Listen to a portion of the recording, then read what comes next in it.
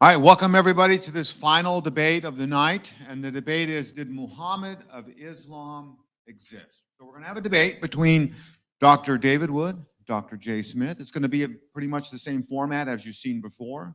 We're going to have opening statements of 20 minutes each. Then we're going to have 12-minute rebuttals each, and then 8-minute rebuttals each, and then 5-minute summary and wrap up. So, gentlemen, I'm going to do as I did on the last debate. When we hit the 20-minute mark or the 12, whatever the minute mark is, I'll let you know that your time is up so we can keep the debate proceeding and moving forward. David, you can begin.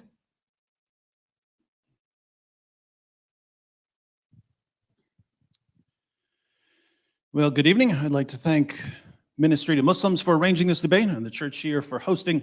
I'd also like to thank Dr. Jay Smith for giving me this opportunity to debunk one of the most astounding pseudo-scholarly conspiracy theories the world has ever seen. When people hear that David Wood is debating Jay Smith on an Islamic topic, lots of people think we must be up to something, but we're not. We really have a significant disagreement on whether the Mohammed of Islam existed. I still believe in the overall picture of Muhammad that most Westerners who study Islam believe in. He's born around 570 AD, starts receiving revelations around 610, preaches for 12 years or so in Mecca, flees to Medina, builds an army, conquers his enemies, dies around 632, that sort of thing. So I'm what you might call a Muhammad realist. Jay, by contrast, is a Muhammad myther. I'm the only thing standing in the way of the mighty Jay Smith, who's trying to convince the world that your fake prophet never existed. So when you speak of me fondly. Now, Jay is going to present a number of problems for Muhammad realism, the view that the Muhammad of Islam actually existed. I'm familiar with many of these problems, and I acknowledge that there are some problems. There are some difficulties. We'll be discussing them. But we have to watch out for the classic move of the conspiracy theorist. The conspiracy theorist says, look, there are some difficulties with your position. Therefore, you should abandon your position and adopt this far more absurd conspiracy theory. No, we don't. Just because there are problems or difficulties with a position doesn't necessarily mean you should abandon the position, especially if the alternatives seem far less likely. If you're a Christian, there have probably been times when you've wondered why the all-powerful, loving God you believe in allowed this or that to happen. Why did this child get cancer? Why did that church get hit by a tornado? But you're still a Christian. Why is that? Well, you believe that there are good reasons to be a Christian that outweigh any difficulties you might face, and you believe that the alternatives have more problems and are supported by less evidence. So, why should we be Muhammad realists in spite of the challenge from Muhammad mythers like Jay? There are many reasons to believe that the Muhammad of Islam existed. Here my opening statement. I'll give 3. First, Muslim sources report a number of embarrassing facts about Muhammad that wouldn't have been invented by conspirators creating a fake prophet for their new religion. This point is grounded in what historians call the principle of embarrassment, or the criterion of embarrassment. The idea here is that when people lie and invent things to support their position, they tend to invent things that help their cause, not things that hurt their cause. When someone admits something that makes his position look bad or foolish, he's probably not making it up, because he wouldn't invent something that's an embarrassment to his cause. So when we examine testimony, we can ask ourselves, is this the sort of thing someone would make up? If it's not the sort of thing someone would make up, we have at least some reason to believe that the testimony is accurate. Applying this principle to the Muslim sources, if people are going to fabricate stories about Muhammad because they're inventing a new religion, they're obviously going to fabricate stories that make Muhammad look good. They're not going to fabricate stories that make Muhammad look stupid or insane or evil or possessed. This means that when we open the Muslim sources, if we find stories that make Muhammad look stupid or insane or evil or possessed, the best explanation for why we have these stories is that these things really happened. And if they really happened, then Muhammad obviously existed. But we have to be careful here, because what's embarrassing to Muslims today in the West wasn't necessarily embarrassing to Muslims nearly 14 centuries ago in Arabia. Muslims in our time are embarrassed by all kinds of things we read in the Quran and the Sirah Maghazi and the Hadith. According to Muslim sources, Muhammad had sex with his prepubescent 9-year-old child bride Aisha. He had sex with his slave girls. He allowed his followers to rape their female captives and to have sex with prostitutes and to beat their wives into submission. Muhammad ordered Muslims to assassinate his critics and to execute apostates and to violently subjugate Jews and Christians. He supported his religion by robbing people. He had a man tortured for money. Muhammad bought, owned, sold, and traded black African slaves. All of this is embarrassing to Muslims in our time, which is why Muslim leaders usually cover up this information. But we have to remember that these facts weren't embarrassing to the Muslim community centuries ago in the Middle East. Muslims back then didn't have a problem with child marriage or beating wives into submission or raping female captives or anything else I just mentioned. So the principle of embarrassment wouldn't really apply here, because if these practices were acceptable to Muslims in the early centuries of Islam, there's no reason that someone couldn't have included them in fictional stories about a prophet he was inventing. But we find other stories in the Muslim sources that are quite different. We find stories that are pretty embarrassing to all people from all times. And we find stories that we know were embarrassing even in the early stages of Islam, because we find early Muslims trying to water down the stories or to explain them away or to erase them from history. Let me give you 10 examples of things that no one would invent about a prophet he's trying to convince people to believe in. 1, we know from Muslim sources that when Muhammad began receiving revelations, his first impression of his revelations was that they were demonic. When Muhammad fled the cave of Hira, he was convinced that the first 5 verses of Surat Al-Alaq had been put into his head by a poetry demon. What changed his mind? His wife and her cousin, who weren't there and had no idea what he encountered, had to persuade him that he wasn't possessed, he was a prophet of the great God Allah. Is this the sort of story that Middle Eastern rulers would invent to make their new religion more appealing somehow? I don't think it is. 2, we know that after Muhammad's experience in the cave, he became suicidal and tried to hurl himself off a cliff.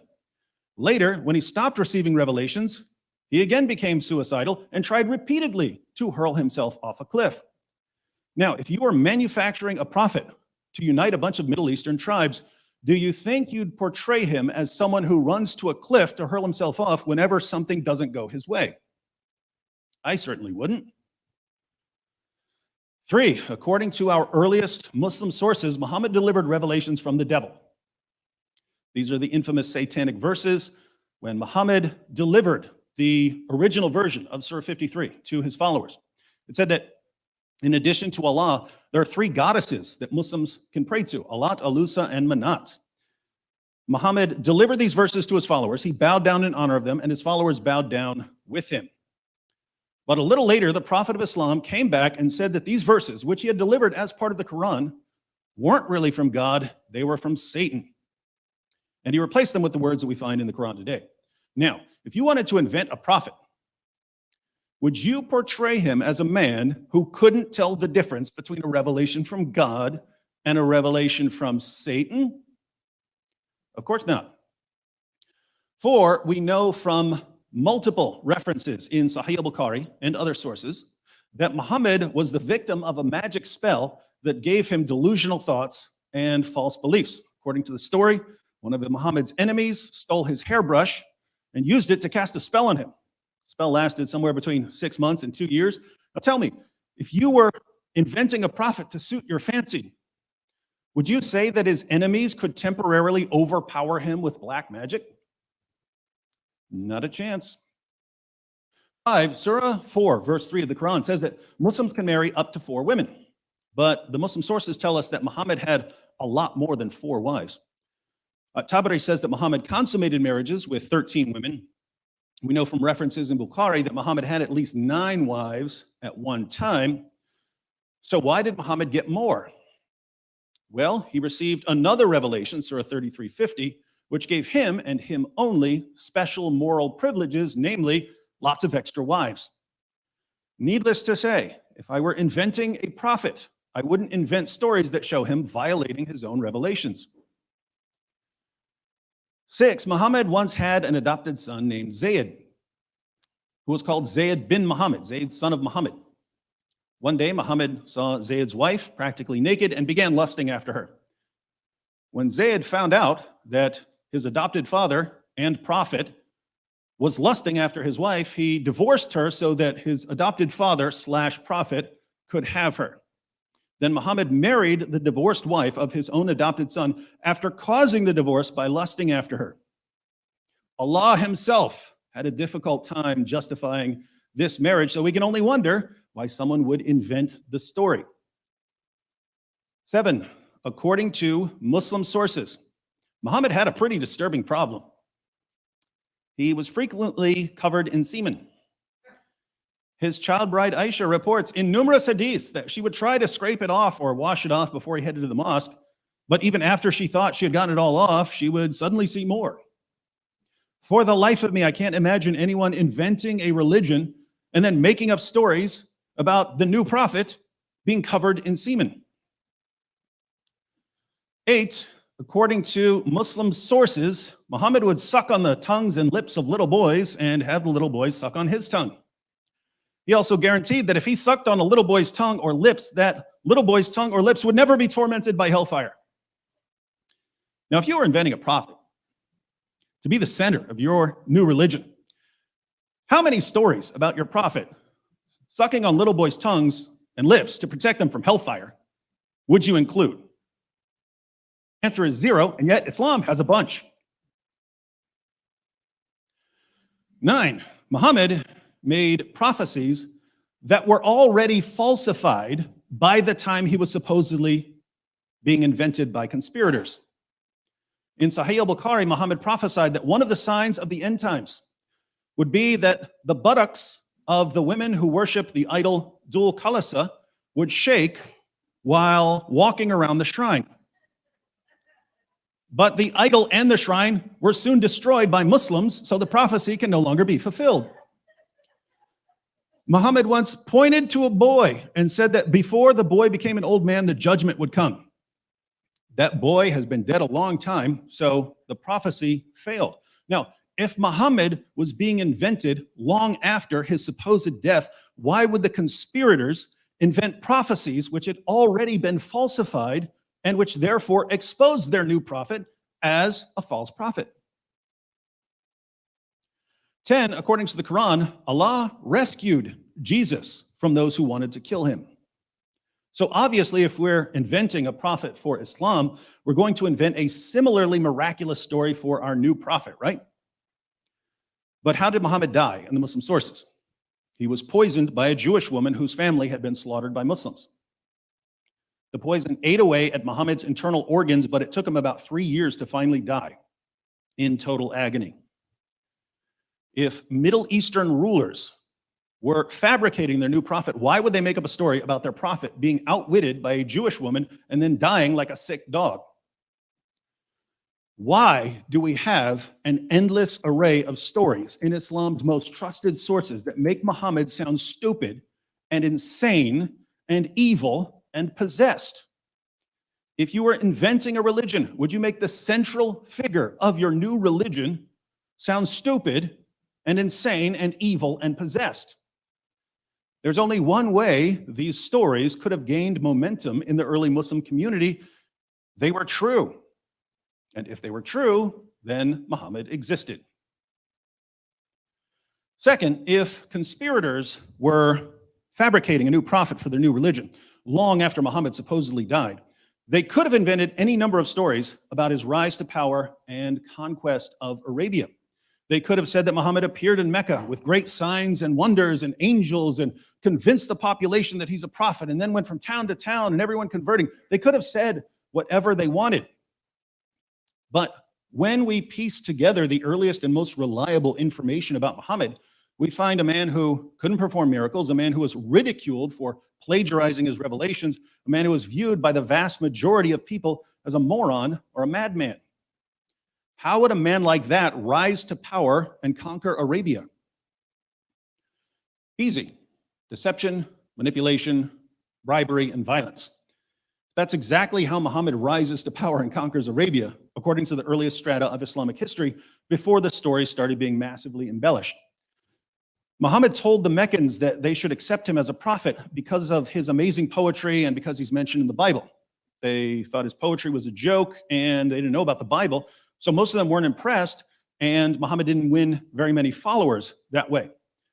And Muhammad went to Medina. In Medina, Muhammad's message became, if you join my religion and fight for me, we'll go out, we'll kill the men, we'll take their stuff, we'll take their wives and their daughters as our sex slaves, and if you die while fighting for me, Allah will take you to paradise and give you an eternity of deflowering virgins. And that's when men started converting in droves. Once Muhammad became the most powerful force in Arabia, the pagans had to convert or die. Jews and Christians had to convert or become dhimmis or die, and anyone who left Islam or made fun of Muhammad had to be executed. This is the only way an illiterate 7th century Arabian caravan robber with Muhammad's mental and moral and spiritual problems could have been accepted as God's last and greatest prophet, and it's exactly what we find in the Muslim sources. But again, if later rulers were simply inventing the story of Muhammad as the foundation of their new religion, they could have said anything. There was no need at all for a fabricated Muhammad to rely on deception, manipulation, bribery, or violence to convince people to believe in him. Third, in 1999, the American psychologist Paul Vitz published a book titled Faith of the Fatherless. It's about the connection between early childhood experiences and later religious belief. His research showed that the overwhelming majority of prominent advocates of atheism over the past few centuries either had no father figure when they were young or they had a terrible relationship with a bad father figure. The overwhelming majority of prominent advocates of theism, by contrast, had a close relationship with a father figure they loved and respected when they were children. Near the end of the book, Dr. Vitz responds to a possible objection to his analysis. Since there have always been bad fathers or missing fathers, why is popular atheism such a recent development? He replies by suggesting that in the past, when atheism wasn't a live option for people, the psychology of the defective father would have been expressed differently. This brings us back to Muhammad, whose father died before he was born.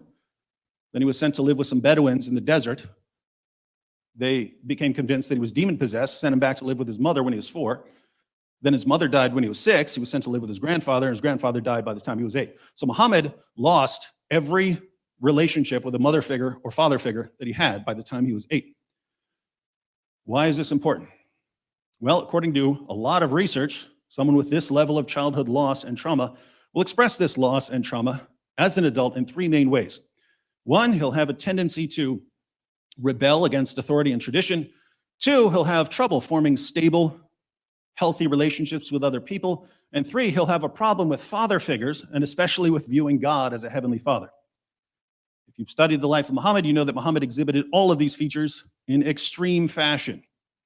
Muhammad is the extreme example of someone who exhibits these features. Muhammad doesn't just rebel against authority and tradition, he turns against his own people, against his own tribe, and against his own city, violently subjugates them, smashes their idols in front of them. Muhammad doesn't just have trouble forming stable, healthy relationships. All of his relationships were massively twisted. Muhammad's first marriage was to a woman named Khadijah, who was 15 years older than him, the same age his mother would have been if she hadn't died.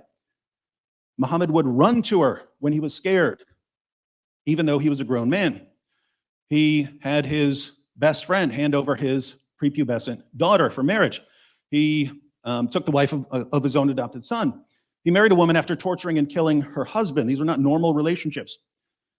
And finally, Muhammad doesn't just have a problem with father figures, he abolishes adoption in Islam. There's no more adoption in Islam. Muhammad abolished it and unadopted his adopted son. And no one in history had a bigger problem with viewing God as a heavenly father than Muhammad. The Quran says that the highest relationship anyone can have with Allah is a slave to master relationship, and that the heavens and earth are on the verge of being torn apart whenever someone says that Allah is a father. This leads to an obvious question. How much did Jay's merry band of conspirators know about psychology? If you guessed absolutely nothing, you're absolutely correct. And yet, we want to accept Jay's conspiracy theory. We have to believe that they were the greatest masters of psychology ever, because they wrote a fictional account of Muhammad's childhood that lines up perfectly with his psychological profile as an adult. More problems to come.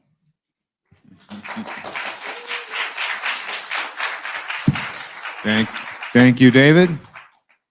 All right, Jay, as soon as you're ready, you'll have your 20-minute response, 20-minute opening statement. Well, I wish I could go right into the rebuttal, but we're going to have to do this first. So let's go right into it, and let's show you what and who this Muhammad is of the 7th century versus the Muhammad of the 9th and 10th centuries. Now, David has given a very convincing view of this Muhammad of the 9th and 10th century. What he didn't want to talk to you about is this timeline. Take a look at the timeline, you'll see the problem. Everything that he referred to, all those stories that he talked about, the 10 different problems, do not take place or are not written down, are not at all, you might say, even put to any historical evidence that we can see at the time, even the century that he lived. Take a look and see where the names are. And there's the story of Muhammad, born 570. He went through that. And now let's see where all that takes place. Take a look at this slide here. The material that he talks about, everything that he's dependent on for his paradigm, does not come until Ibn Hisham. You notice I have an Ibn Ishaq up there, but I've got to put him in a very shadowed form. The reason why is I don't think any of the material that we use today on Muhammad comes from Ibn Ishaq. We don't know anything about Ibn Ishaq. It's only attributed to Ibn Ishaq. Everything we know comes from Ibn Hisham. Look at his dates. He doesn't even begin to appear until the 9th century. Muhammad died in 632. I'm getting an echo here. Is that important or not? Can you still hear me all right? Okay. So here you have Ibn Hisham. 833 is when that first biography of Muhammad is written down. That's 200 years after the fact. Al-Waqidi comes after that. When is the first traditions on concerning his speech? That doesn't come until Al-Bukhari. Look at the dates, 870. Sahih Muslim, Tirmidhi, Ibn Majah, Ibn Dawud, and Nisa. That's all up until 915, going into the 10th century. And we have nothing about the Tafsir or the Tahriq until Al-Tabari, 923. So we're looking at 200 to 300 years later, this is all written down. Regardless of whether it's disturbing or embarrassing, we'll get to that in the rebuttal. Just look at the timeline. And notice where all these writers are from. They're all from those red dots. But everything that he has been talking about take place in the green dots. You notice that? Can you see the north-south problem here? Everything about this Muhammad from the 9th century is supposedly taking place in Mecca and Medina, in the Hijaz, the central part of Arabia. All the writing about him, everything that's written about him, takes place in Cairo, Baghdad, Tabaristan, Basra, and Bukhara. Hundreds of miles away and hundreds of years different. Therefore, none of the traditional writers lived or worked in Mecca or Medina. They were too far to the north of Mecca and came from the west and east of Baghdad. You can look at the kilometers. I won't get into that. By the way, all of these slides, if you want them, I can give them to you. Not for those of you who are watching, those of you who are here who bought tickets, okay? You can have all my slides, so you can show these to your Muslim friend. This problem of northern hegemony is not at all understood well. Remember, look at the bottom, you can see where Ibn Hisham is. Ibn Hisham died 833. Notice that he is, again, 200 years after the fact. Look how far away all of his materials, all of these northern areas are where the Abbasids originated from. I'm going to come back to this a little later. You need to understand that almost everything we know about Muhammad comes from the Abbasids, not from the Umayyad area. Have you heard this before? This is probably new to you. Furthermore, all of it was written in the 9th and 10th century. They all wrote their material hundreds of miles too far away and hundreds of years too late. We get to the Quran, and I want to just look and say quick about this. I'm not going to talk much about this because we're going to get into that tomorrow. But when you look at the Quran, you have 5 different canonizations of the Quran. Only one of them is from the Hijaz, and it's the one we don't know anything about. And that's the canonization of Uthman. Shadi Nasser, who is a Harvard professor, has written his book. He just came out last week with the second canonization by Ibn Mujahid. all of the recitations, you might say all of the qira'at that we've been going through this last year since June 8th, since that infamous interview that they had on YouTube. Take a look at all the canonizations. Ibn Mujahid is the one that puts together the first 7 readings. Look and see where he is. Look and see his dates. 936, that's 10th century. Al-Shatibi is the one that puts together the next 14 students. These are the riwayat. Those all are introduced in 1194. That's the 12th century. Al-Jazari is the one that brings in the next 9. So you get 7 plus 14, that's 21, plus 9 equals 30. The 30 riwayats and the readers all are finally introduced in 1429. That is 15th century. And take a look and see how many years that is after Muhammad. That's 800 years after Muhammad, we get the 30 Qurans. And finally, they have to put it back to one in 1924, the 1924 Quran. But I want you to look at this map here. I'm sorry, not this map, this timeline here. Of all those 30 riwayats and the readers, they all listed up there. The 3, the green ones are the 7, the red are the 3, and the purple are all the riwayats, which would be the students that come from every one of them, introduced by Ibn Mujahid, Al-Shatibi, and Al-Jazari. They all are introduced 800 years, but take a look and see where they all are introduced. 3 of them come from Mecca, 5 from Qira'ats. That means only 8 of them, of the 30, come from the Hijaz that he's talking about, the area that this is all supposed to be taking place. When you look at the others, 1 comes from Cairo, 3 come from Damascus, 6 come from Basra, and 12 come from Kufa. And the Quran that we have in our hand today, it is from Kufa. It is not from the southern part. It is all in the north. Look at the red dots. Here's the north-south divide again.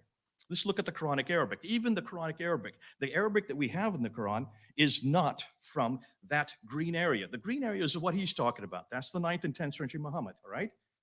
If this guy received the Quran in that area, then the Quran that's in our hand today is not that Quran, because that Quran has the Tar Marbuta in it. The Quran that we have in our hand today has the Alif Maksura in it, has the Aleph in it, has also the Irab. These are what we know as unstressed inflectional short final vowels. None of this exists in any Arabic that existed in the 7th century in that part of the world. So what are you talking about, David?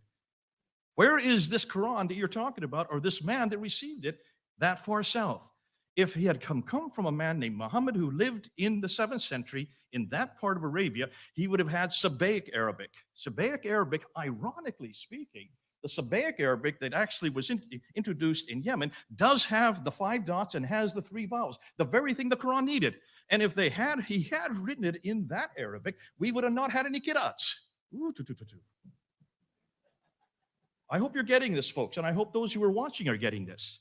Now, what about this Muhammad who received letters? And this is something the Muslims love. They come to me all the time. What about this letter? Let's look at this letter right here. This is the Ashtanami. If you look at this letter has nothing to do with Muhammad. We now know it's fraudulent. It is dated supposedly to 625.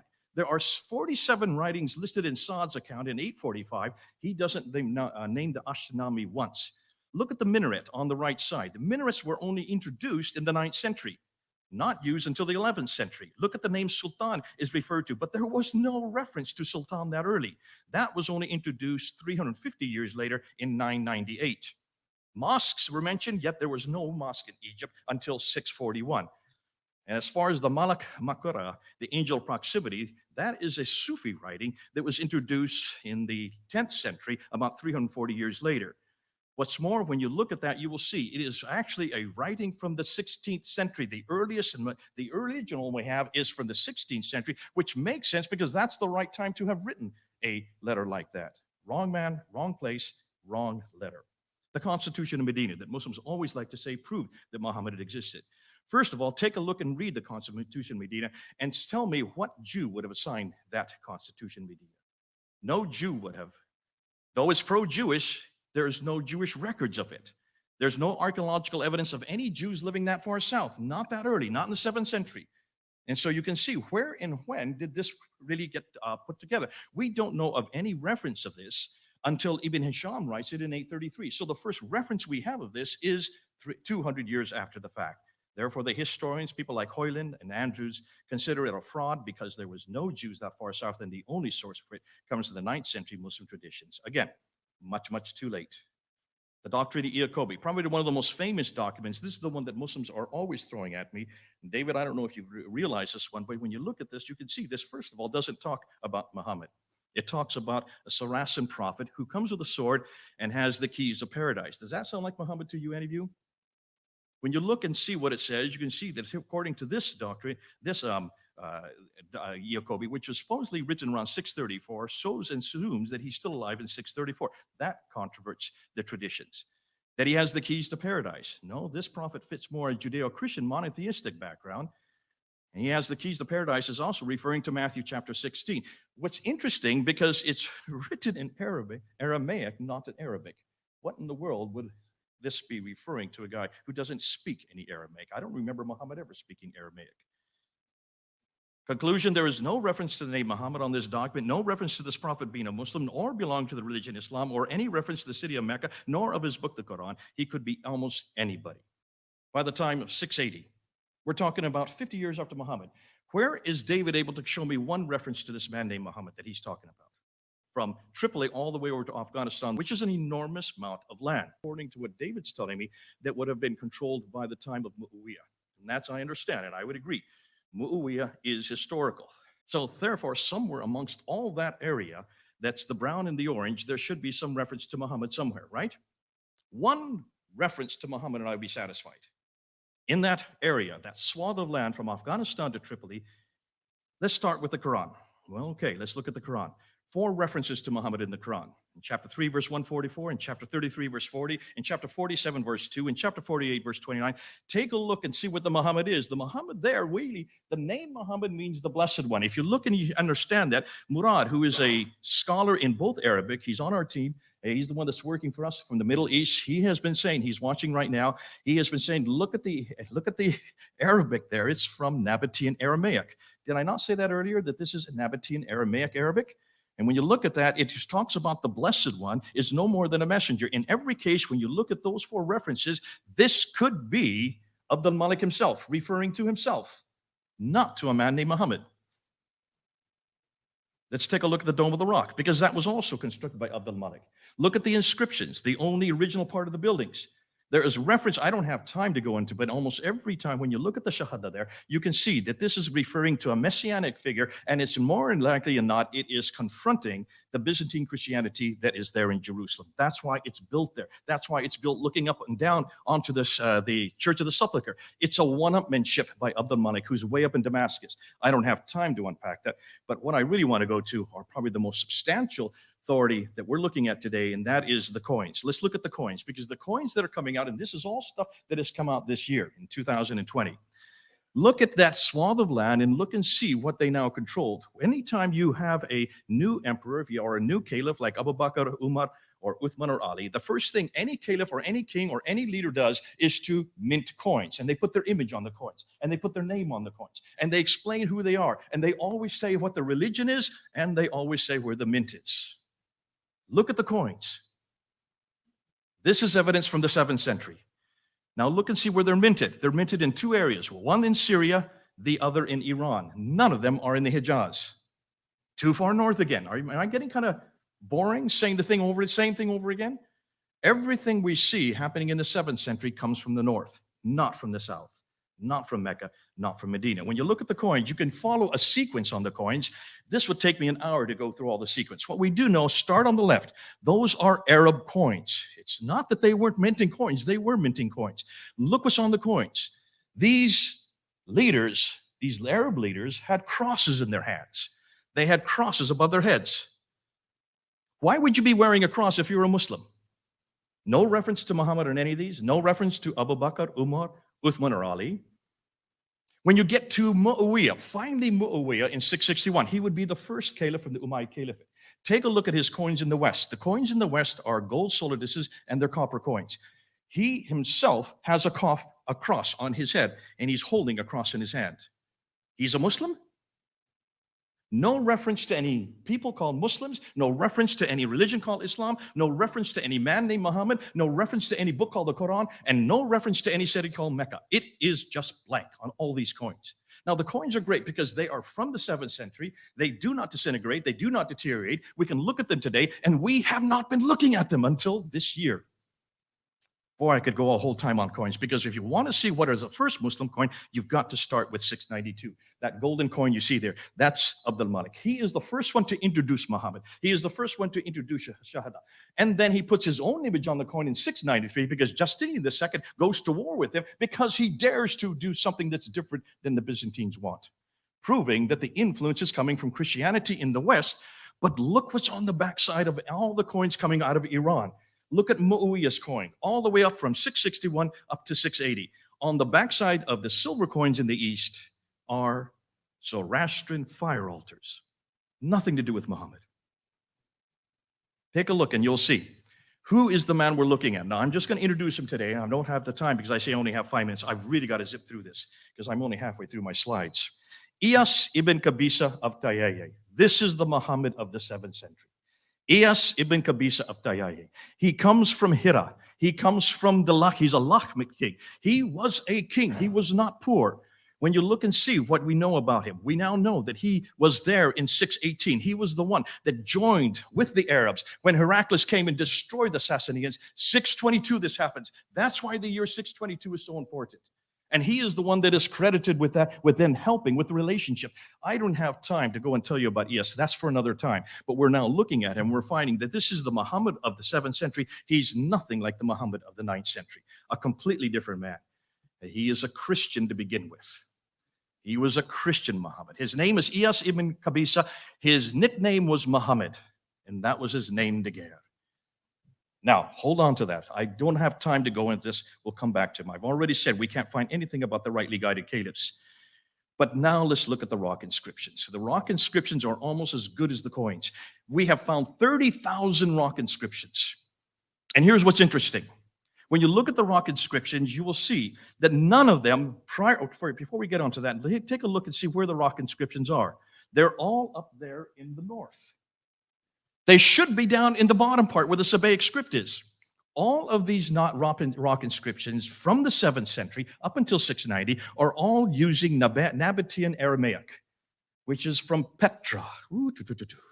Petra. Have I said that one before? And when you look and unpack those rock inscriptions, Ilka Lindstad, oh, you've got to give me more minutes than that. Ilka Lindstad, 100 dated rock inscription. Everything we see before 690, none of it referring to anything that we need to be looking. There's nothing there about Muhammad on any of these rock inscriptions. They're still there for us today. And then we get to the inscription of 741, the Apocalypse of Pseudo-Methodius Continuato Byzantia Arabica. That's a mouthful. Remember when Patricia Correa looked at this and said, this is the first reference we have for Mecca. We don't have any other reference for Mecca. What she didn't read is the rest of the inscription, because the rest of the inscription explains who and where this place was. And it places it way up in southern Turkey. The first Mecca is way up in southern Turkey. I don't have time to get into that. Wait till you see when we come back. I don't want to get into Petra. Petra is amazing. This will take me another hour. And I just want you to look at this. Look at this map here. Notice everything we know about Petra from Jordan. Take a look and see. Notice where all the trade routes are. Not one of them goes south. They're all going east and west and north. Why is it that nothing is going south if that's where Muhammad was, if that's where Islam began, if that's where civilization began for the Muslims? I don't want to get into this reference here. Let's just go and look at this conclusions. Notice all the manuscripts, 6 to 9 of the earliest manuscripts. This is not the Kiras. We're talking about the earliest manuscripts. That's the Topkapi, the Samarkand, the Ma'il. All of these great 6 major manuscripts that we've been talking about for years now, since 2014. Look and see where they come from. They come up from those cities up in the north, not from the south. The Qira'ats, 22 of the 30 Qira'ats come from the north, not from the south. The Hafs Quran that we use today comes from the north, not from the south. The Quranic Arabic that we look at today comes from the north, not from the south. The Qiblas until 727, all the Qiblas up until 727, we don't have any Qiblas from Mecca or from the south at all. They are all from the north. Look at all the Muhammad himself, Ilyas ibn Qabisa. He comes from the north, not from the south. The Iraq inscriptions, all of them come from the north, not from the south. The year 622 comes from the north, not from the south. The first Mecca comes from the north. I see that. You don't have to keep it up there. And then the conclusions. Here we go. I'm going to do it all in 1 minute. The sources for everything we know about traditional Islam that David would like to support come too late and too far away. Except for the first canonization, which is impossible to find. The other 4 canons are too far north. The Quranic Arabic, again, is too far north. The Ashtanami letter is, again, too late. The Constitution Medina, much too late. The Doctrine Jacobi is, again, the wrong time. Muhammad is not in the Quran, nor is he on the scripts in the Dome of the Rock. The coins all support a 7th century archaeological and documentary evidence and simultaneously confront the traditional 9th to 10th century narrative that David would like to push forward. Iyas Kabisa is the man I think we're looking for. He is, and I'm going to introduce him as the 7th century Muhammad. I would love you to tell you the story about why he is so great. We can't find any of the 4 rightly guided caliphs in the 7th century. The rock inscriptions say nothing about Muhammad or Mecca or Islam or the Quran or the Muslims until after 690. They only begin to start showing a religion that as we know it from 720 to 730. We're going to talk about the 741 inscription of the first Mecca. That is in southern Turkey, much too far north, and everything we know about Petra, the initial sanctuary of the Arabs, which was later replaced by the current Mecca. Therefore, the conclusion.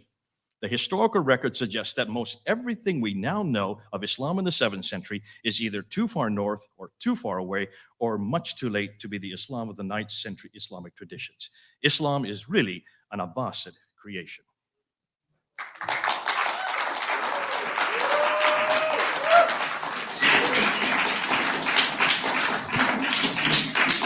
Thank you, Dr. Smith. We are now going to go. That concludes our opening statements. We're going to go to our first phase of rebuttal, which are each participant is going to have 12 minutes.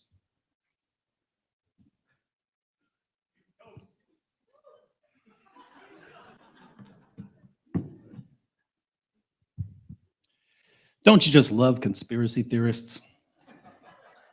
They always make it sound good, don't they? You could sit there and listen to a 9/11 truther or a moon landing hoaxer all day long. They could speak to you for 40 hours on their awesome understanding of the details there. They love to point out problems with the position they're tearing down so they can get other people to buy into their conspiracy theory. But they don't bother to tell you about the holes in the narrative.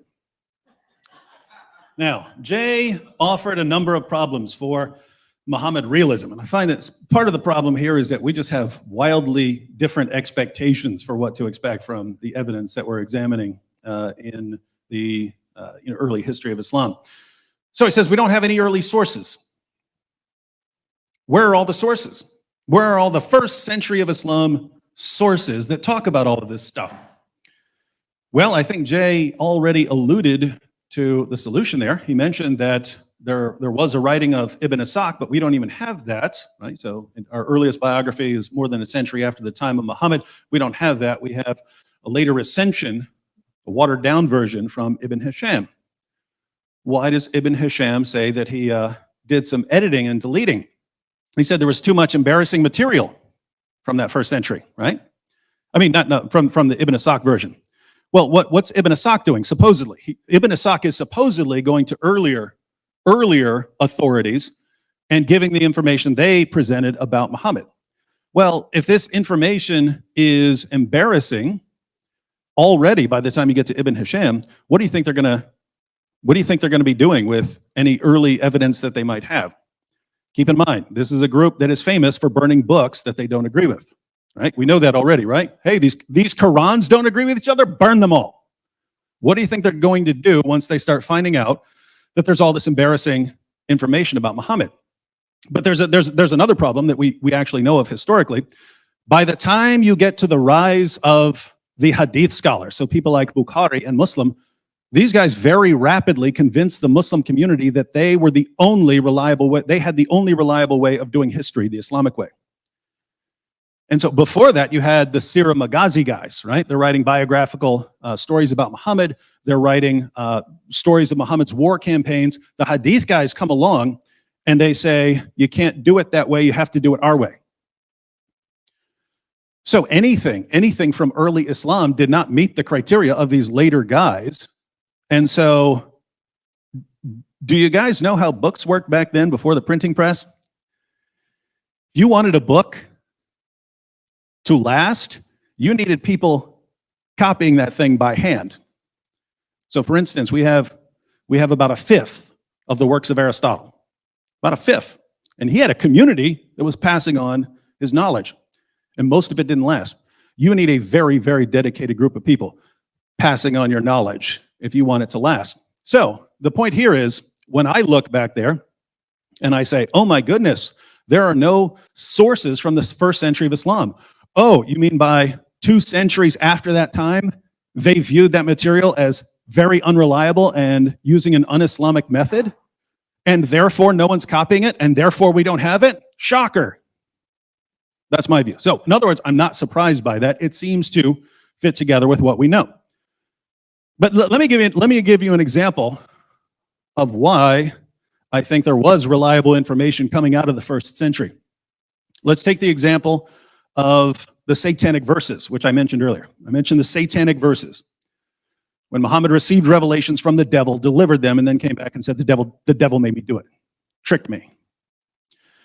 I have 50 Muslim sources on the satanic verses. 50. Those stories, they come with little isnads and so on that tell you where those actually came from. A bunch of those go back to some supposed first century witness, right? So some of them go back to Ibn Abbas. Some of them go back to students of Ibn Abbas, but not from Ibn Abbas himself. And so notice you have 50 sources on the satanic verses going back to lots of different people in the first century of Islam. Now, Jay just looks, but I don't have the actual text. I don't have the actual book. Well, okay, what's the alternative here, right? Well, so you don't have the book, therefore the story doesn't go back there. Well, what's the problem if you say the story doesn't go back there?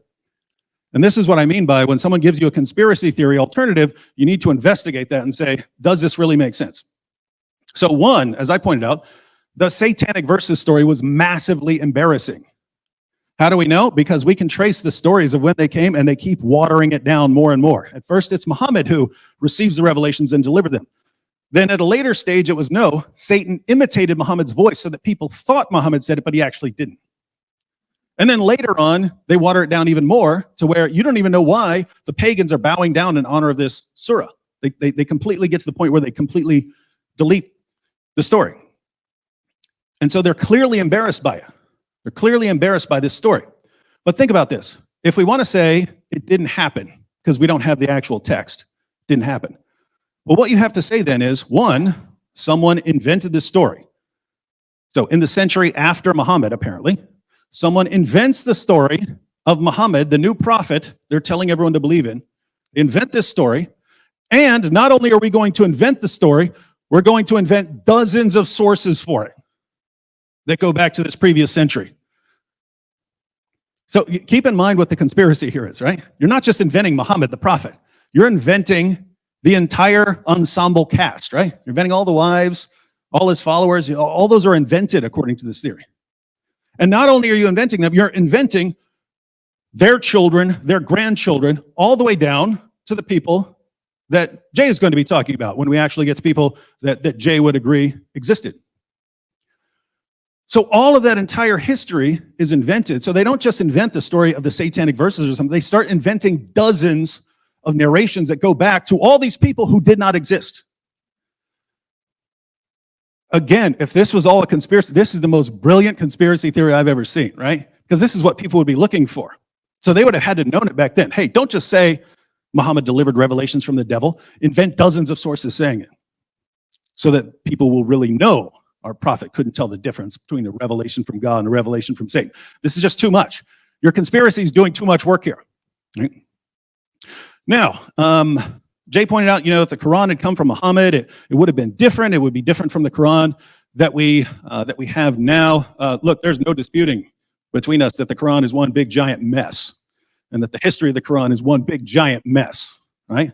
But that's consistent with Muhammad actually receiving revelations, delivering them to his followers, and then a big mess happening afterwards, which would be my picture. So I don't think that really supports either case. He says the letters don't work. No dispute there. Didn't use them. Constitution of Medina didn't work. No dispute. Didn't use it. Doctrine Jacobi doesn't work. No problem. Not disputing that. He says that Muawiyah existed. But where are the references to Muhammad? Here again, we come to an issue where I think we're expecting massively different details to come out from this first century of Islam. If you read the Muslim sources, if Islam had been like 1% more violent, the community would have wiped itself out. They started slaughtering each other almost immediately. Aisha, the mother of the faithful, marched an army against Ali, the commander of the faithful. People who were companions of Muhammad at the Battle of Badr and Uhud and so on were slaughtering each other over a disagreement. And that just kept happening and happening and happening. If you look at what happens until you start getting political power massively consolidated, these guys are spending all their time slaughtering each other and then going out and slaughtering other people. They're not building monuments. They're not doing that. Eventually, they get to a place of stability, and that's when you start getting the monuments. So again, I don't know what you'd expect to be looking for. I don't know what you think these people in a desert slaughtering each other are going to be producing as far as inscriptions and so on. Jay points out that the evidence tends to come from the north, not from Mecca. Again, that wouldn't be surprising as Islam expanded. That's where you start getting to areas where there's more civilization, there's encounters with the Byzantines and so on. So that's where you'd expect a lot more of this to come from. He says coins and crosses, coins with Muslims and crosses. That wouldn't fit well together with Islam today. But I think people massively overestimate how orthodox Islam was back then. If you look, you have all of these different groups all vying for power, and they're all killing each other, and they're all expanding into various areas of, there's just doesn't seem to be enough time to sit down and develop really orthodox theology. And that's why all these different groups, all these different sects of Islam spring up and start slaughtering each other. So it wouldn't surprise me that people who are encountering the Byzantines and see Byzantine crosses and don't really have much of an understanding of why that would be such a problem in Islam wouldn't have a problem with that sort of thing. Now, keep in mind, I said in my opening statement, there are problems, right? You can look at that and say, I don't know, I still don't get it. Why would they have a cross? You can say, well, they're trying to interact with other people, and so they don't have a problem with the cross. You could say that. You could say, well, maybe that's a stretch. Well, I agree.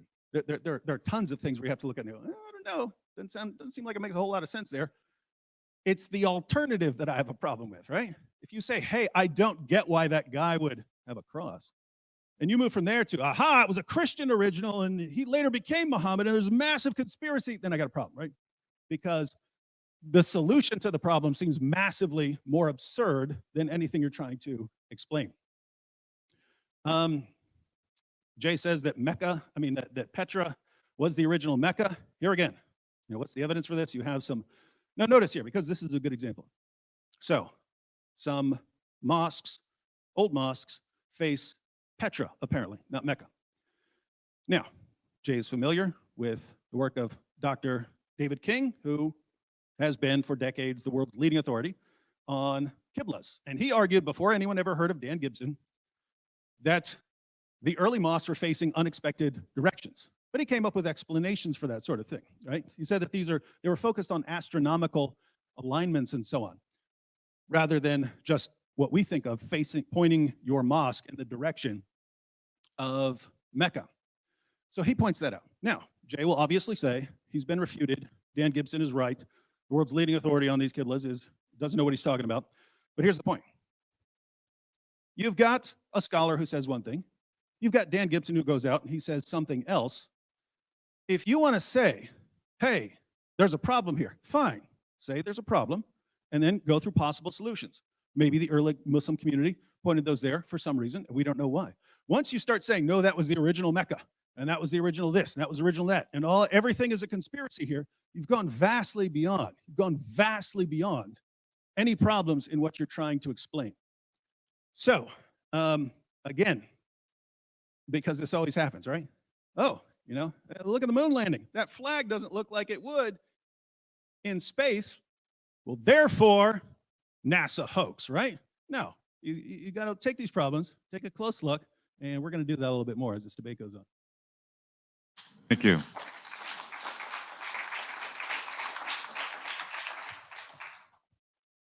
And Dr. Smith, you'll have your 12 minutes as soon as you're ready to begin. Well, David, I'm a little disappointed. You went back to principle of embarrassment. You did the same thing you did 8 years ago. In fact, I already had every one of your points on my paper. This is from the debate you had with Robert Spencer in 2012. You haven't changed in 8 years. I just sat there and said, oh, he said there's demon possession, use of black magic, suicide, 9 to 15 wives, poisoned by a Jewish, Zainab and Zaid. You just went right down the paper. You've got to move with the times. You saw what Robert did. He destroyed you in 2012 with those 12 points. Do you want me to remind you, or do you want to sit through it again? Take a look on what he said. In fact, I'm just going to jump it together. Remember what he said about demon possession. Remember what he said about use of black magic. Remember what he said about the suicide. In every case, Muhammad survived and actually went above it. This is exactly what you do. Whenever you have a prophet, he always is confronted with a problem, and he survives the problem and is victorious. So he survived the demon possession. He survived the black magic. He survived the casting of spells. He survived and came out victorious against the suicide. Why didn't you do the whole story? That is typical of any time you're trying to aggrandize your prophet. What about the 9 to 15 wives? Well, you may not want 9 to 15 wives, but most Arab men in the 7th and 9th, the 9th century, let's look at the 7th century. In the 9th century, that would show that he's virile. And that's why it's important that anybody who is a leader of men, because of the responsibilities of that leader, and Muslims have said this many times, and I understand it, they had to show alliances through these wives. More than that. What about being poisoned by a Jewish? Remember, that's typical demonization of the Jews. You will see that right through the traditions in the Quran. There's nothing new about demonizing the Jews. Zainab and Zaid, and this is a good one. This one you'd have to unpack it a little bit more. And Robert Spencer does a really good job of showing that this whole story had to do with the eradication of adoption. Muhammad could not have any son because he is the seal of the prophet. Therefore, you have to eradicate that adoption, and that's why Surah 33 is introduced, so that he could shut down that idea that there was anybody that comes after him, because he must be the seal of the prophet. It also simultaneously attacks Jesus' adoption. That's the Son of God.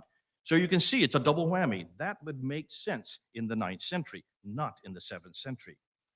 The satanic verses, and here I'm going to end. This one is probably the best one, because remember what I said. Up until 749, when the Abbasids come to power in 749, everything was Umayyad. What is it that the Abbasids hated? They hated the Umayyads. The Umayyads were Nabatean. They were Arab. The Abbasids are Persian. They're Sassanian. They were destroyed by the Arabs. Remember that. And that's why the Arabs, where did the Arabs and where did all the Umayyads have their headquarters? In Damascus, way up north. Where did the Sassanians have their headquarters? In Baghdad, which was called Ctesiphon at that time. When they finally came to power, that now explains why all the mosques are facing Petra, because the Umayyad, the Nabatean sanctuary, was always Petra. That's why all the mosques were facing Petra. You talk about king, I think you were doing that tongue in cheek, because I hope you don't think that Dr. King, here's a man that's the world authority on mosques and qiblas, the direction of every mosque, and only went to one in his entire career. Dan Gibson, in a period of 25 years, went to over 100, physically went to these mosques. And he not only physically went, he looked and found where every one of the qiblas went.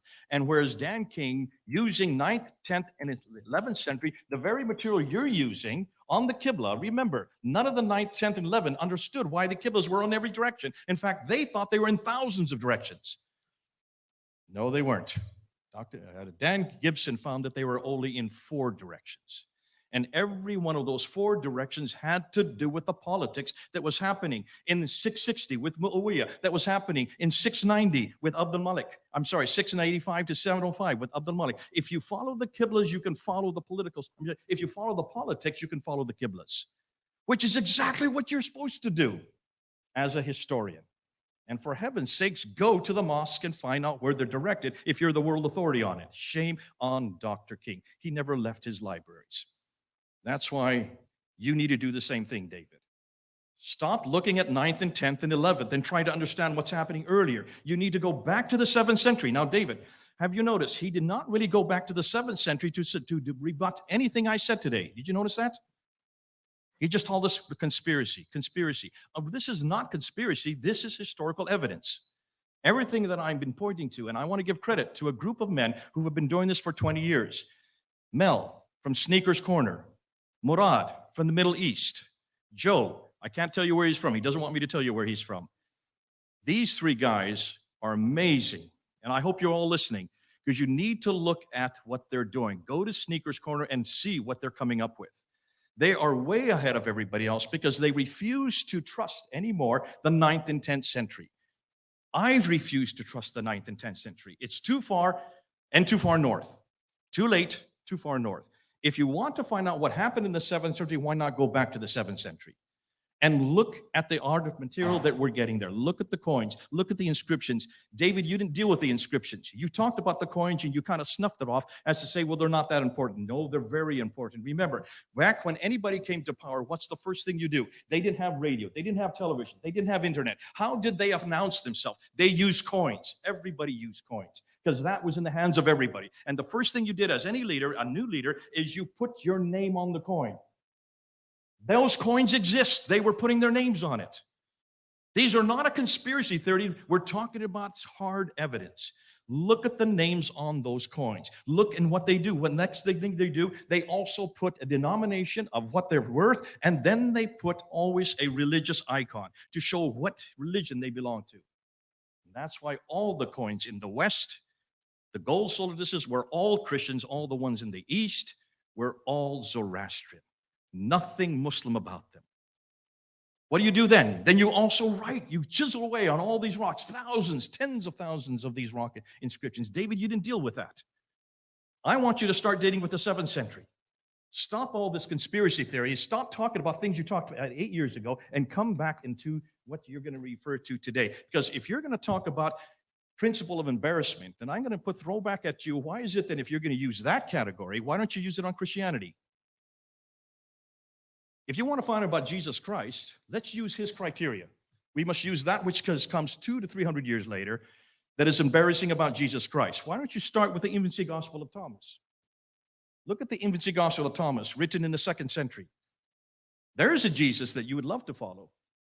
This is a Jesus who he presents as a naughty, irascible child, vindictive child, who uses his miraculous powers to take revenge on teachers, neighbors, and other children, some of whom he blinds, others he cripples, and he even kills. Is that the Jesus you want to take? Because that's the Jesus of the traditions, the Gnostic traditions that come 200 years later. Now, why were they not chosen by Irenaeus and the early church fathers? First of all, because they're too late.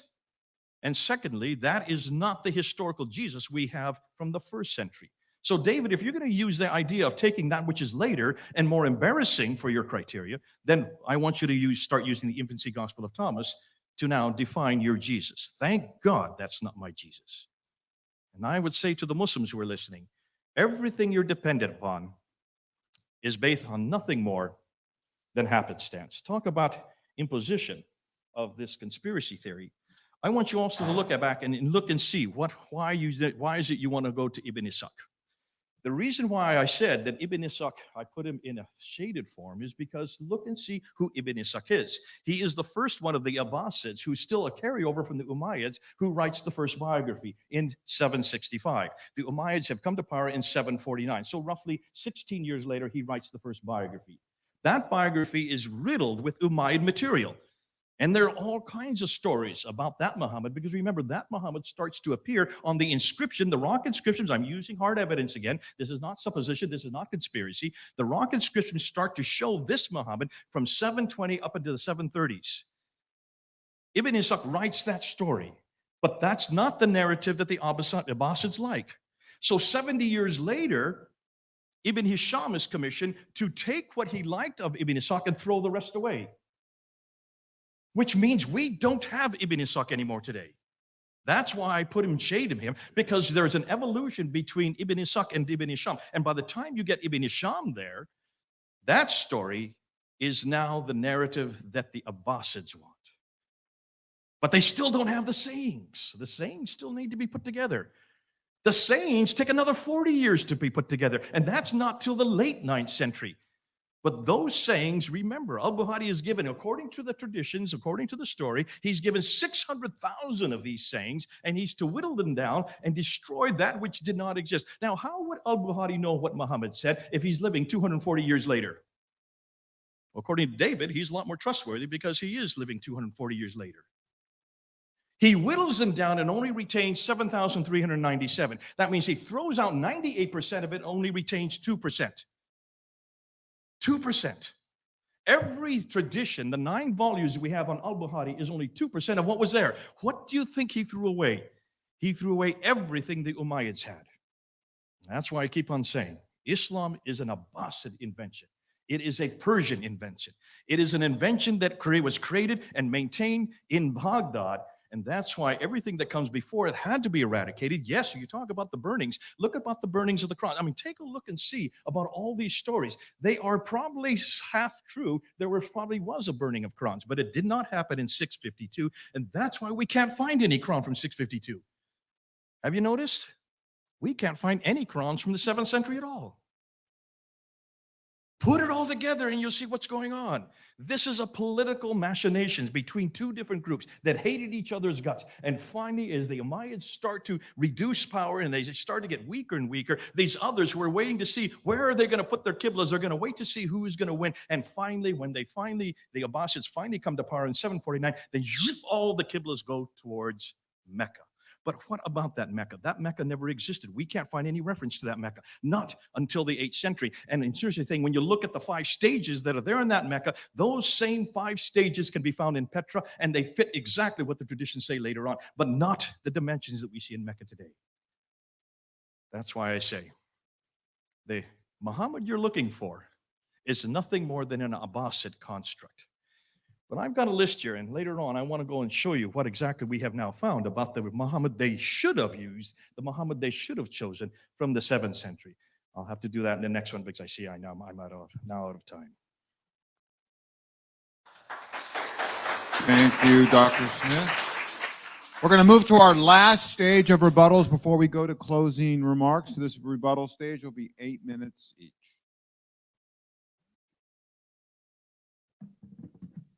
Check, check. All right, in my opening statement, I made 3 points. First, there's so much embarrassing material in the Muslim sources that we just can't conclude people were inventing it when they were starting their new religion. Jay apparently isn't a fan of the principle of embarrassment, which is one of the most valuable principles that we could ever use when examining testimony from the past. So I pointed out demonic possession, suicide attempts, the satanic verses, black magic, hypocrisy, Muhammad taking his adopted son's wife, Muhammad walking around covered in semen, tongue-sucking, false prophecies, poisoning. Jay responded to a couple of those. Second, I argued that the only way someone as horrible as Muhammad could have become known as God's last and greatest prophet would be through a combination of deception, manipulation, bribery, and violence. That's exactly what we have in the Muslim sources. There's no reason to say any of that if you're just making up a figure. And third, the stories that we have about Muhammad's childhood in Islam's earliest sources are exactly what we would expect given his massive rebellion against authority and tradition, his problems forming healthy relationships, and his hostility against father figures, and especially with his hostility against God as a father figure. In other words, someone got the childhood right to produce that sort of expression of this childhood trauma. And this isn't coming from David Wood. You can go check out Paul Vitz's book. So Jay's responses to some of this. Muhammad survived demonic possession and suicide and satanic verses and black magic and so on. So he made it through this. So there's no problem here. Yet, yes, there is. Your guy could be taken out with black magic. Your guy thought he was demon possessed. You have a suicidal guy. And Jay says, well, but it's okay because he made it through that. Are you serious? So someone said, you know what? I want to show that the prophet is really resilient.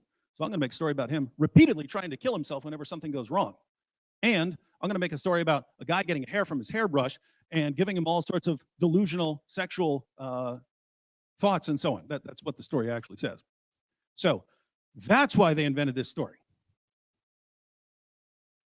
Seriously, are you kidding me?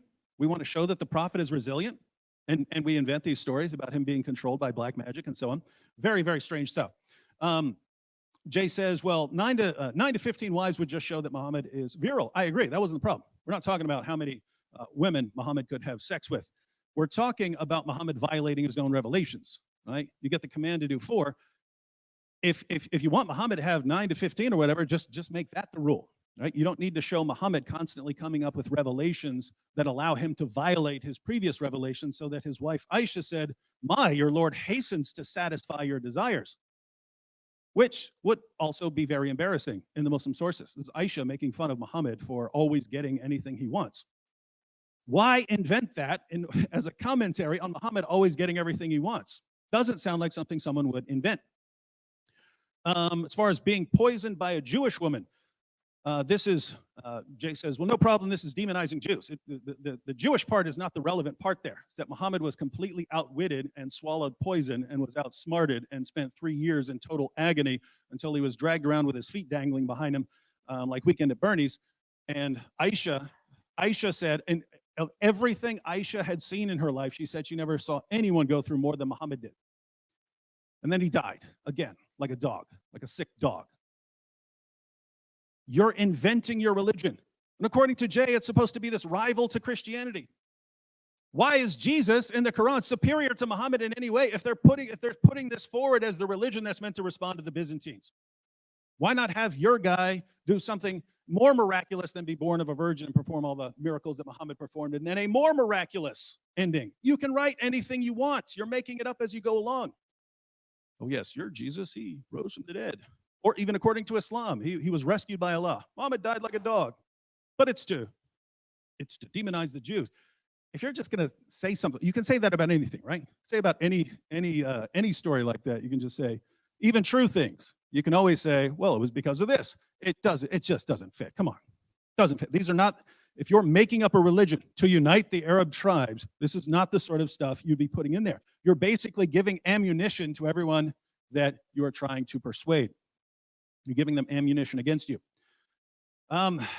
Jay says that the story of Zayd and Zainab was meant to shut down adoption so that Muhammad wouldn't have a descendant. Well, why'd you write him as having an adopted son then? We need to do away with Muhammad having an adopted son. You just made it up. Why would you need to do away with it? Do you see the problem? According to Jay, the reason they're doing these things is to cover up this other thing that they made up. It's the same thing with the story of like the satanic verses and so on. They keep trying to change and water down the story in order to deal with the embarrassment of the original problem. But you guys invented that. That's the problem, right? Why would you do that? Now, we had a lot of other issues in there. Again, why are they inventing prophecies that had already been falsified by the time they're supposedly being invented? In other words, if you're a later Arab ruler, you're looking at dual Khalsa, it's already been destroyed. Why are you going to use that as a sign of the end times? The people worshiping there, they weren't worshiping there anymore. Why are you inventing false prophecies that could never be fulfilled? Again, if Jay wants to argue that they invented this so that we could later refute it, that's fine. But if you're saying they invented it to be a believable religion, you got some problems here. Now, Jay repeatedly says, this isn't a conspiracy, it's evidence. Well, no, Jay, this is the definition of a conspiracy theory, right? You said Islam was an Abbasid invention. You're saying all of this was invented, right? You're saying they moved the Kaaba from one place to another. They invented a prophet. They convinced the entire generation. This is the definition of, it's a massive conspiracy. Think, during the time of someone like Abdul Malik, who's supposedly inventing this, once he starts spreading these stories, don't all these people know that none of this happened? I mean, unless they were brand new, don't they know, hey, what? We haven't been serving Muhammad. What? We haven't been facing that direction. What? Where'd this new religion coming from? So somehow they're all involved in this conspiracy, and then they start cranking out tons and tons of sources where they're supposedly getting this information from the previous century, and it's all a hoax. Well, there's a problem. Suppose one of the later rulers starts inventing these things. Well, guess what? You have multiple groups back then. You have the Kharijites. You have the Shias. You have rival Sunni groups. They're fighting these groups. If you say, we've got our place in Petra, now we're going to move it down here. We're going to move it down here to this place called Mecca. We're going to invent this. We're going to invent this new guy. One, I don't know what you guys are fighting about to begin with, because now it doesn't make sense. I mean, were there any Shias? This is the party of Ali and this disagreement of, the leadership after Muhammad died. So were these people around? If not, you're fighting over something else. Now, when one group comes along and says, we just changed our city to here, and we just changed this to that, why, in the name of common sense, would these other groups that you're fighting with say, you know what, we'll adopt the exact same story? Why would all of your enemies adopt the same story? There's some holes in the narrative, Jay. Thank you, David. Your 8-minute rebuttal as soon as you're ready, Dr. Smith. Okay. How many times did he say invented? 24 times. Did I ever say that they invented it? Once? What did I say, David? Are you listening to me? They didn't invent a thing. That already existed. Remember, you already had from 661 up until 749, almost 100 years of stories that were being created.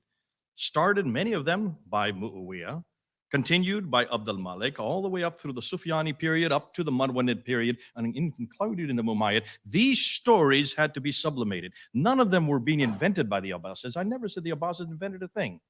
In fact, many of the stories had to be sublimated and changed. And that's why when you look and see exactly what the Abbasids have done, they have taken what was given them. They didn't invent it. And they had to quickly change the narratives, so that it could fit their narrative.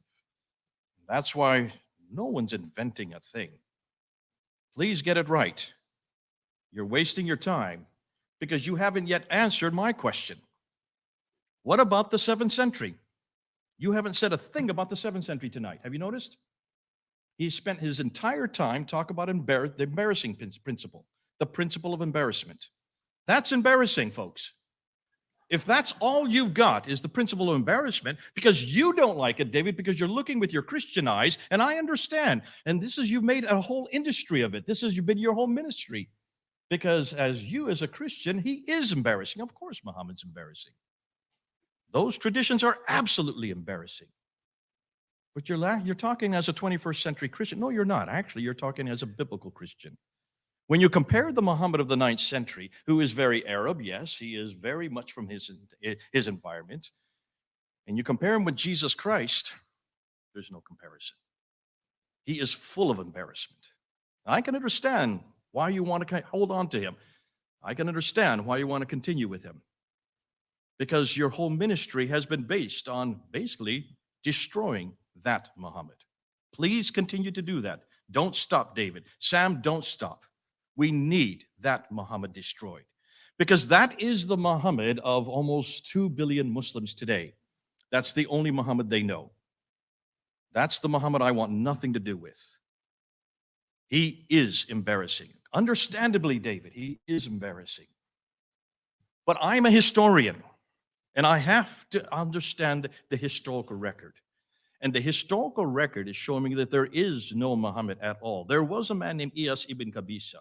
And I just want to show you what we now know between, I got the wrong paper. Look and see what we now know about Ibn Qabisa compared to your Muhammad. We know that Iyas ibn I don't like you sitting there. I wish you'd just go out. It's no fun being told how much time I have. I'm used to waffling on without any care for time, but let's go ahead. Iyas ibn Qabisa on this side, he was of noble, let's say on this side, he was of noble birth. Muhammad, he was humble to begin with. Ibn Qabisa, let's just call him Iyas. Iyas was a king with power given to him. Muhammad was poor and had to gain power over others. Iyas never used violence to attain his position. Muhammad, once in power, always used violence to retain it. Iyas was possibly a Christian who loved the biblical Jesus, whereas Muhammad of the 9th century was likely a pagan who hated the biblical Jesus. Iyas was used by others to bring about peace. Muhammad was used to do it, but he was supposed to do it, but turned to violence instead. ES is historical with evidence to prove it. We know where he was born in Hira. We knew where he grew up there in Kufa. We knew that he, after 622, once he had helped to get the Arabs to create their identity, he then was deposed and he moved over to Petra in the west. Muhammad, no history at all. You have not shown me one historical evidence for Muhammad in the 7th century. David, I'm waiting for that.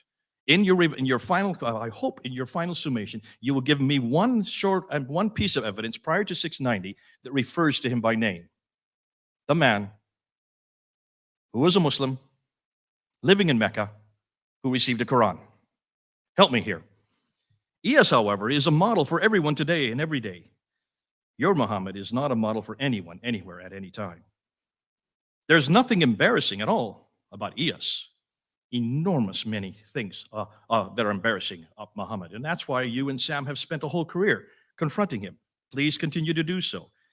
ES was a competent guide and instructor. Muhammad was illiterate and used violence to get obedience. ES had a death penalty, but only for those who broke the law, whereas Muhammad, he had a death penalty for those who mocked him. ES spoke about love. Muhammad preached hate. ES finally conquered Israel. Muhammad never came close to Israel. ES married a Jewish woman, and had alliance with the Jews. Muhammad married a Jewish and then killed her former husband. ES focused on Israel, whereas Muhammad had nothing to do with Israel.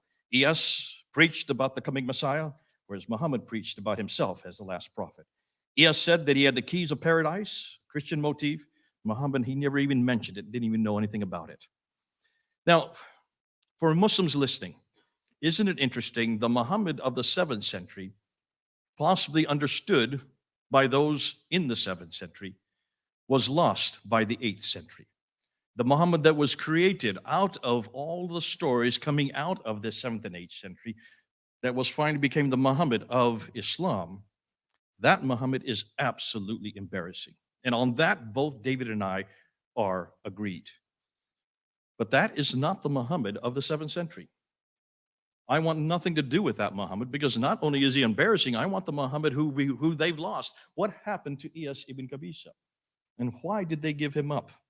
And what was it about that Iyas that the Abbasids never retained? Until David can prove to me and show me that there was this Muhammad that he keeps on talking about, showing us all the rabid things. And I think he knows he's getting a great killing on tonight's show, because all the Muslims are going to be even more infuriated by him. Though he say he's arguing for them. No, folks, Muslims, he's not arguing for you. Because that Muhammad, you want nothing to do with. Why don't you come back to the real Muhammad who was there in the 7th century? Take a look and see what he was and what we're missing today. Because that Muhammad, fascinating enough, was a Christian. He loved Jesus Christ. He wanted an awful lot to do with Jesus Christ, but somehow everything that he stood for got erased.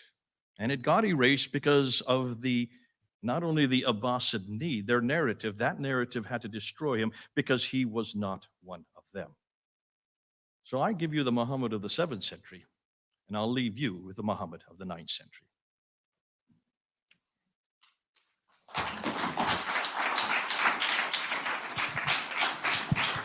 Now, gentlemen, we move to the final stage. You have 5 minutes for your closing statement.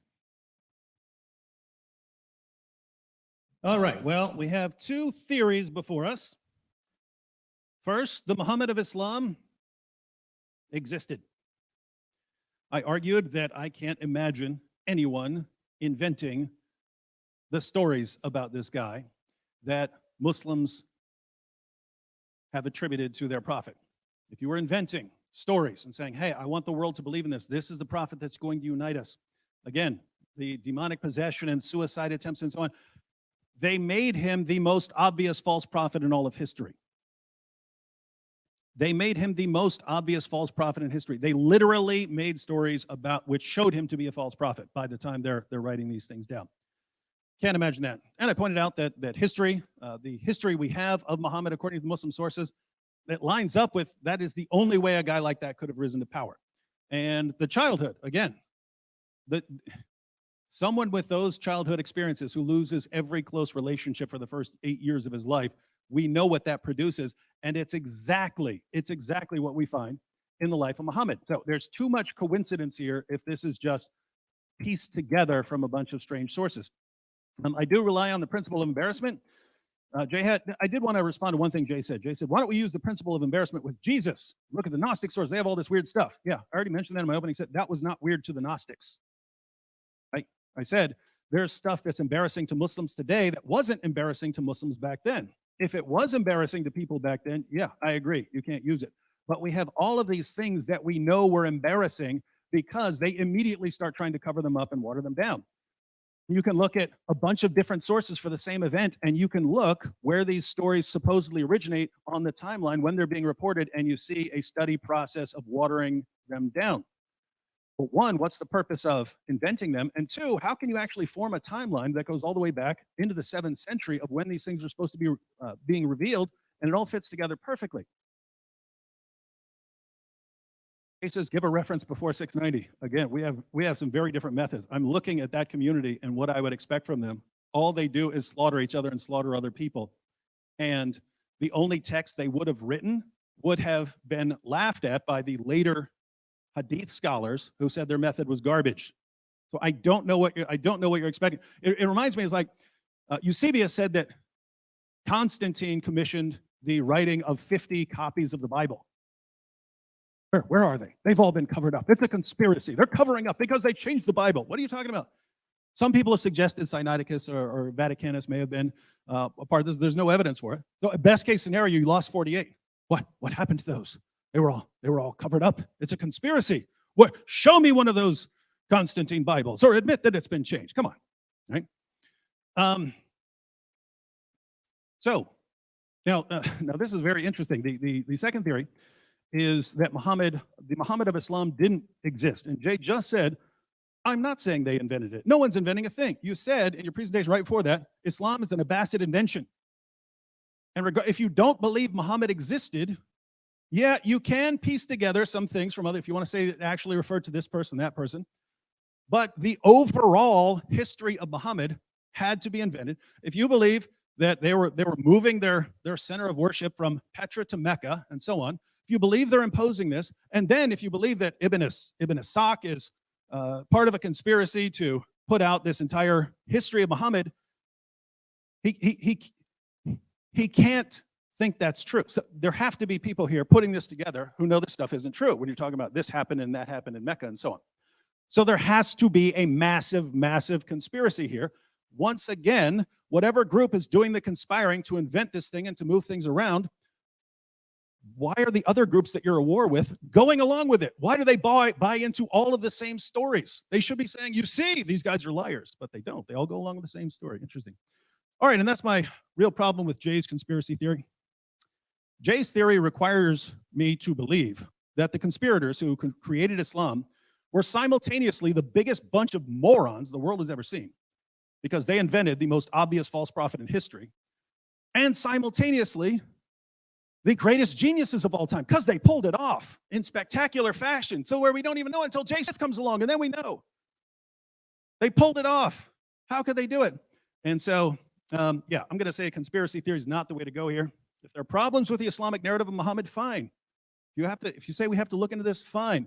But once you start going this massive conspiracy route and moving things around and inventing a new religion, I'd say you got problems. So I'll just close out to the Muslims who are watching, because Jay mentioned that. You've seen me defending the existence of your prophet against the conspiracy theories of Jay. What else can I say? But you're welcome.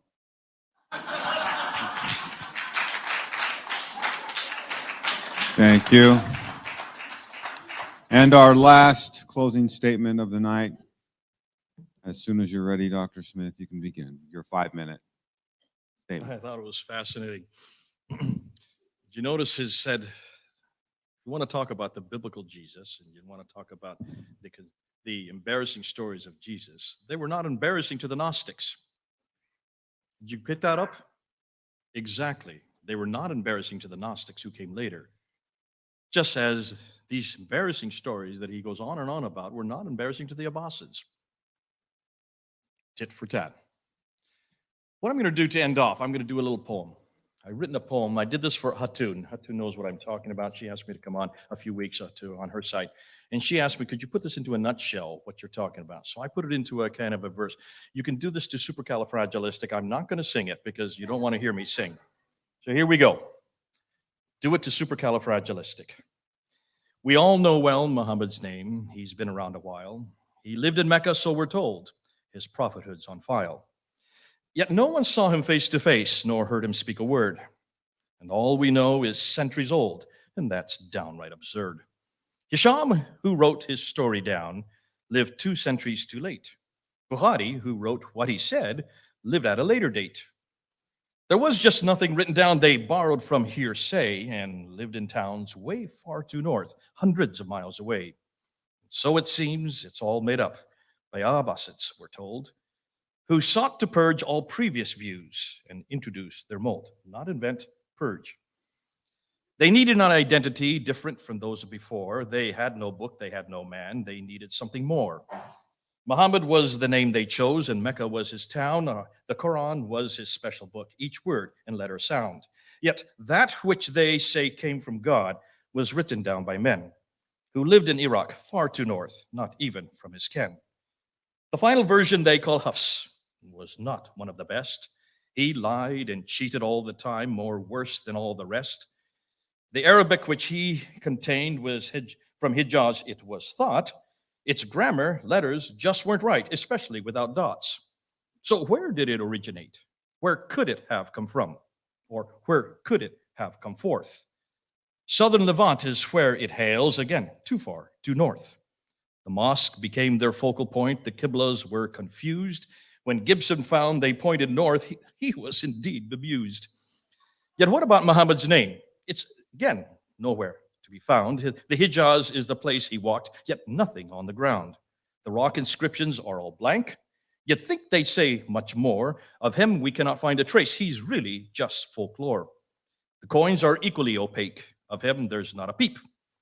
Perhaps they went on holiday or maybe fell asleep. His town, Mecca, where he grew up and where he sought his fate, was not known until 741, 100 years too late. Many have said he wrote letters and sent them all around. The Ashtanami is one case, but it has proved a fraud. The Medinan Constitution supposedly is true, but it makes too many mistakes. Its truths are all too few. The Doctrina Jacobi is also claimed as true, but their man in Jerusalem turns out to be a Jew.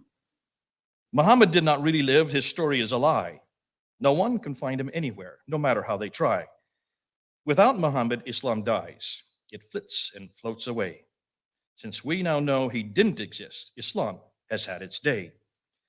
David believes he did exist. He really has no choice. Without him, he's just incomplete, yet gives David a voice. If the traditions were correct and Muhammad was a man, then I would be the first in line to give David my hand. But you and I know very well he never lived on earth. His story is just fairy tales. It really has no worth. We know David depends on him. He must stay a prophet. Who else offers him so much fun and makes him so much profit? A man who's so embarrassing, so full of evil deeds, could never be made up. He's everything Dave needs. Thank you.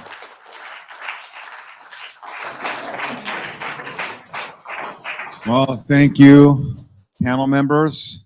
This concludes our debate. Thank you again.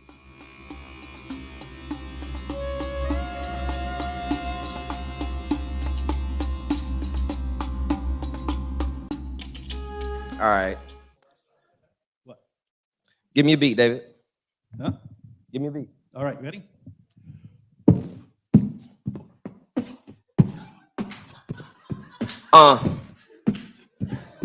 Not embarrassing, y'all.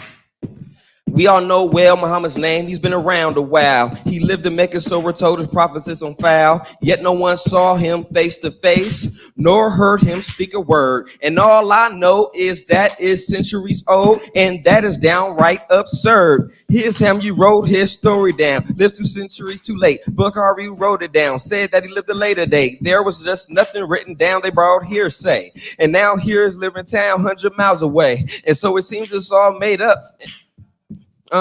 Made up. I'ma keep going, say he's made up, and that is what we're told. Resort to previous views and introduce the mode. They needed an identity different from those before. They had no book. They needed something more. Muhammad was the name that they chose. Mecca was his town. The Quran was a special book. Each word would letter sound. Yet they said that it came from God. It was written down by men who lived in Iraq, far too north, not even from his kin. The final version that they call has not one of the best. He lied and cheated all the time from the rest. We gonna catch the beat. I'm gonna keep on going and I'm gonna catch the beat. All right, Arabic, which it would contain from hinges, and that is what he thought. And I know it don't sound like it rhymes, but he didn't do it right, especially without dots. So where did it originate? Where did it come from? Southern living was as hills to the north. The mosque became their local point. Hold on. I tried.